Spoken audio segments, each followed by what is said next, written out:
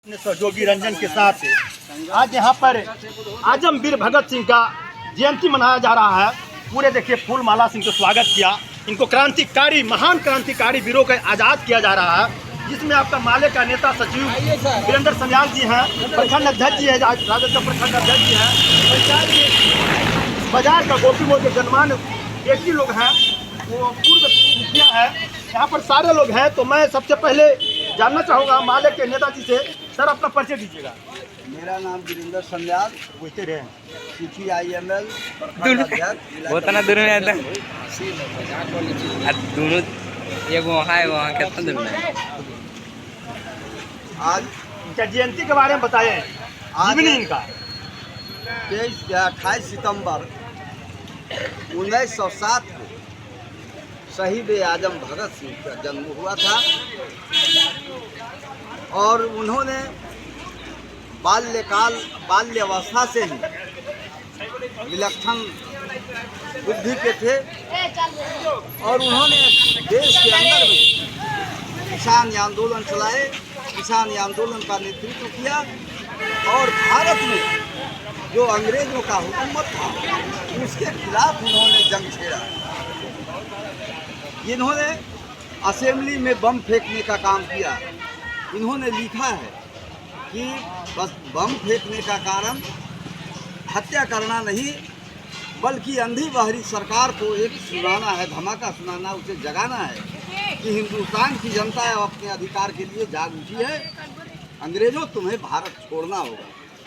और जेल में ही उन्होंने 23 वर्ष की अवस्था में फांसी की तख्त पर चढ़े।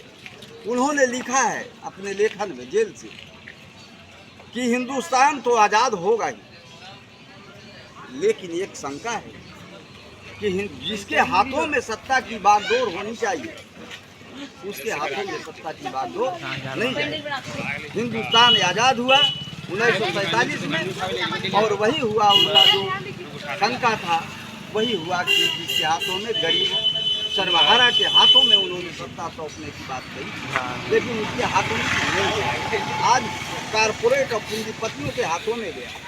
उस समय उन्होंने शंका व्यक्त किया था कि फासिस्ट शक्तियाँ एक दिन देश के अंदर में जुल्म ढाएगी गरीबों के प्रति, और आज फासिस्ट शक्तियाँ सरकार में है, सत्ता में है, तो आप देख रहे हैं कि मजलूम दलित गरीब को किस तरह से अपमानित किया जा रहा है, सर पर पेशाब किया जा रहा है, दलित महिलाओं को नंगे घुमाया जा रहा है। इससे बड़ा और क्या कुकर्म हो सकता है, इससे बड़ा और देश के लिए शर्मनाक कोई बात नहीं हो सकती। जिस देश में महिला पहलवानों ने महीनों दिन तक आंदोलन चलाया और उन्हें घसीट कर यह सरकार ने बाहर भगा दिया और अपने मंत्री को जो यौन दुराचार के आरोपी थे उन्हें बचाने का काम किया और नए संसद में उन्हें महिमा मंडित करने का।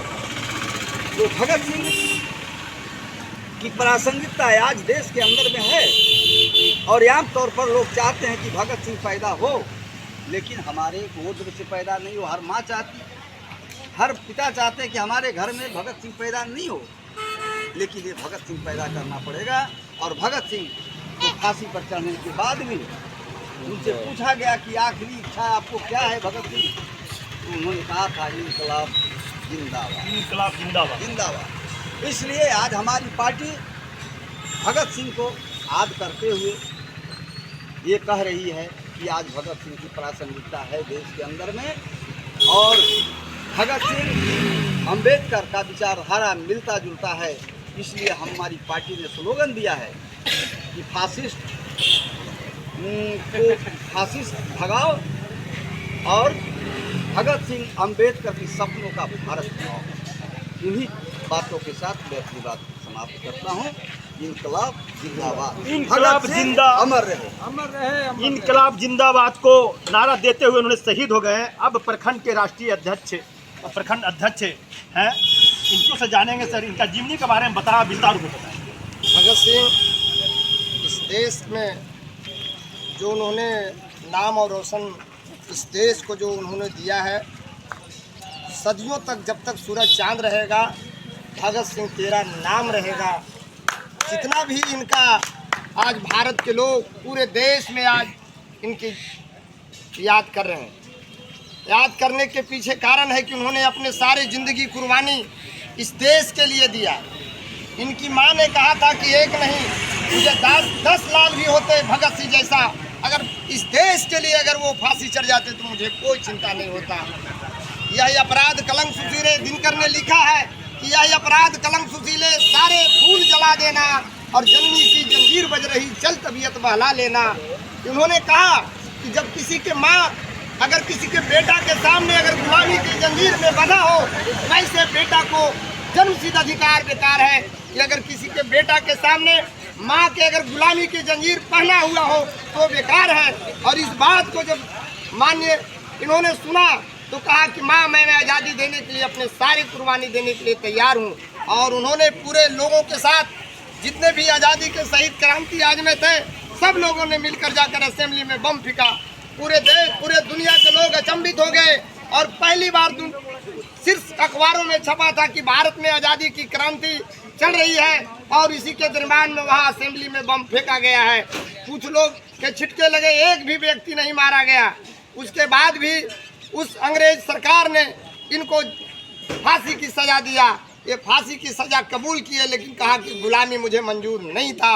ये थे भगत सिंह। इन्होंने अपने कुर्बानी देने के बल पर आज हमारा जो आज़ादी मिला, लेकिन इनकी आज़ादी जो मिला, इनका जो सपना था, इस देश में जो सपना था वो आज पूरा नहीं हो रहा है।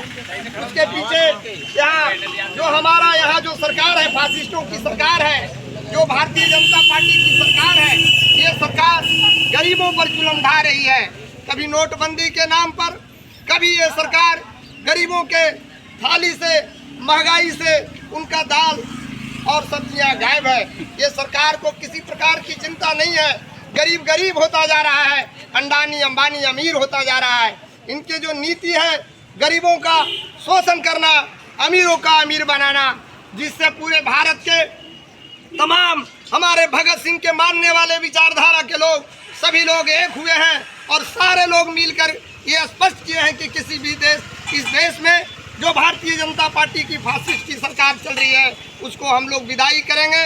और यह देश पुनः हम लोग जो अंबेडकर का विचारधारा है, जो भगत सिंह का विचारधारा है, जो सुखदेव सिंह का विचारधारा है, इस विचारधारा को लाने के लिए हमारे तमाम नेता आदरणीय लालू प्रसाद यादव जी भारतीय जनता पार्टी को विदा करने के लिए दिल्ली के बैठक में स्पष्ट कहा कि हम इनका जो जुमला था, इस जुमला में देश के नौजवान के बच्चे, जितने भी देश के नौजवान बच्चे थे, पढ़े लिखे थे, सभी जुमला में फंसकर 15 लाख तुम्हारे खाता में आएगा, ये जुमला में फंस करके पूरे देश के लोग ने इनको सत्ता दे दिया था।